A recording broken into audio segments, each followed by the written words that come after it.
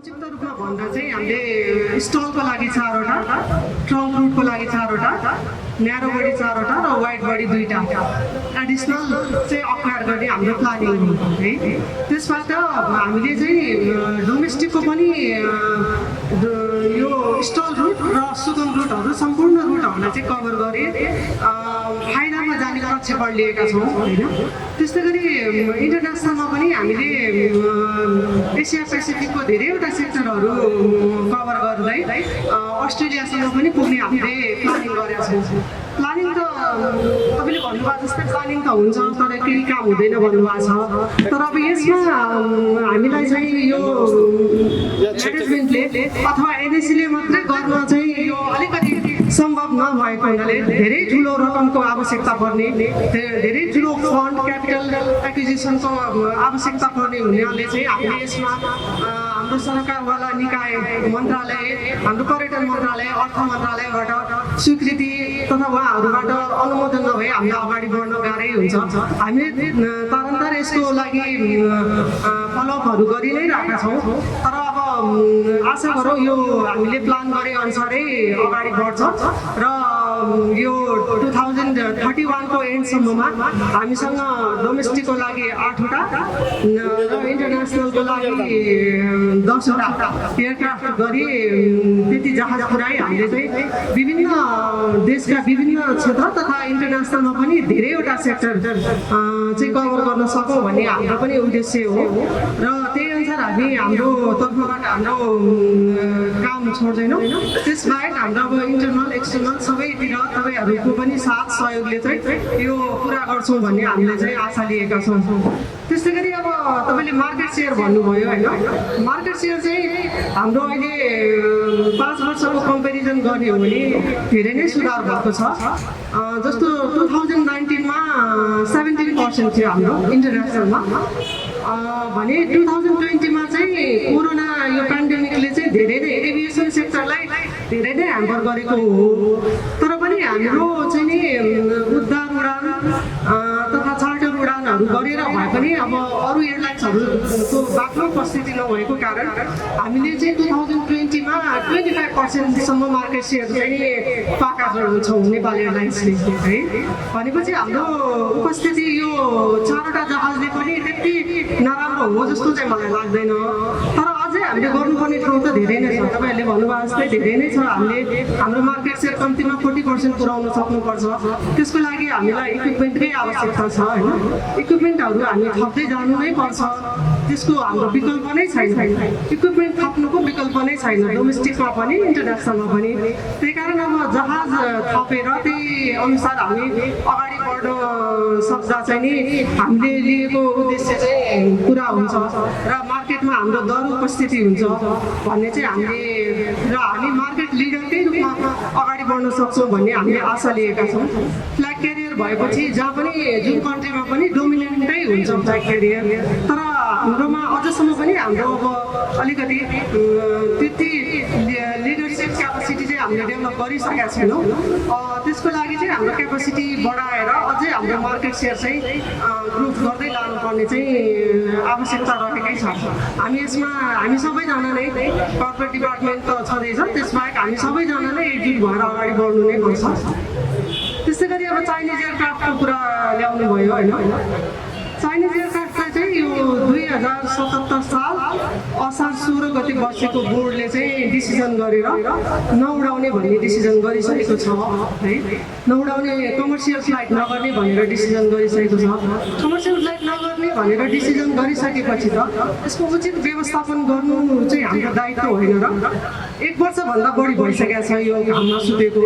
यसलाई चाहिँ उचित तरिकाले व्यवस्थापन गर्नु नै अहिलेको ठुलो आवश्यकता हो जस्तो मलाई लाग्छ है।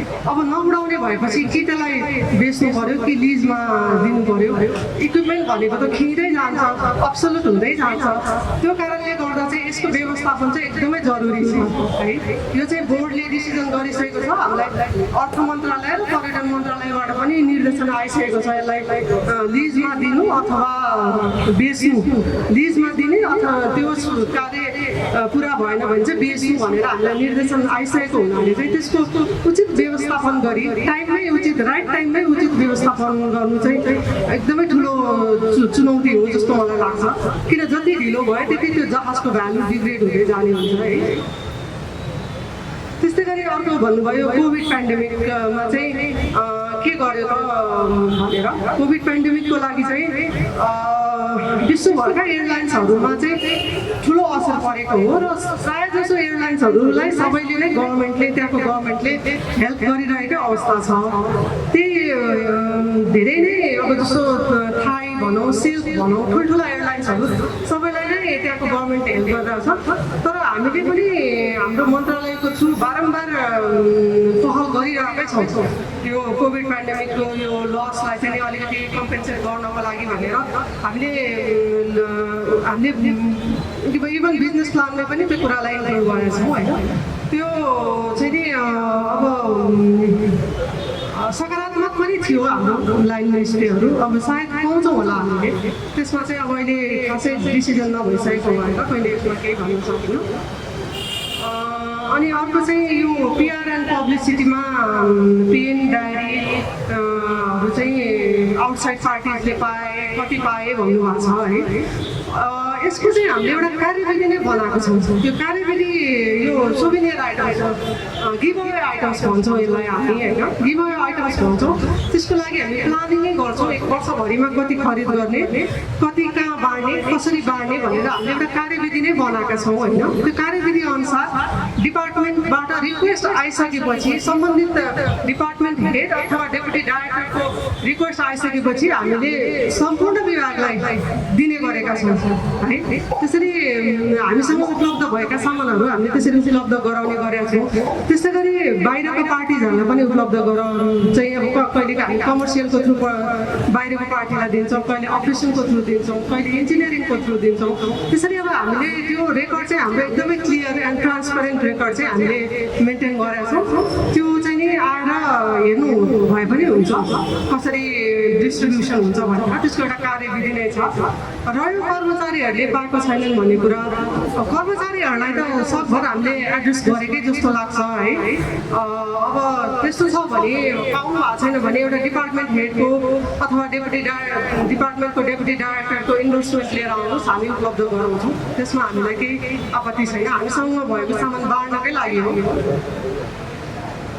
त्यस्तै गरी यो एक्जिबिसन सेल स्मार्टमा सहभागिताको कुरा गर्नुभएको छ यो एकदमै उपयुक्त कुरा हो र हामीले समय समयमा टुरिज्म बोर्ड पाटा नाटा जस्ता संस्थाहरूसँग समन्वय गरेर धेरै ठाउँमा उपस्थिति जनाएका पनि छौँ र जनाउँदै जाने पनि छौँ तर बिचमा यो कोभिडको कारणले गर्दा चाहिँ यस्तो एक्जिबिसनहरू नै प्राय डिजिटल भइरहेका छन् र फिजिकल हुनेमा पनि हाम्रो अहिले जाने अब कन्डिसन नभएको हुनाले मात्र सहभागी हुन नसकिएको हो अदरवाइज हामीले चाहिँ टुरिज्म बोर्डसँग चाहिँ एमओयू पनि गरेको छौँ है टुरिज्म बोर्डसँग हाम्रो एकदमै राम्रो सहकार्य छ जता जता टुरिज्म बोर्डको सहभागिता हुन्छ त्यसमा चाहिँ नेपाल एयरलाइन्स पनि पुग्छ है त्यसमा चाहिँ ढुक्क हुनुहोस् तपाईँहरू कन्डिसन यो कोभिडको अलिकति सिनेरियो राम्रो हुने बित्तिकै हामी यो एग्रेसिभ रूपमा अगाडि बढ्छौँ त्यस्तै गरी अब पब्लिसिटीमा अघि मैले भने अहिले चाहिँ हामीले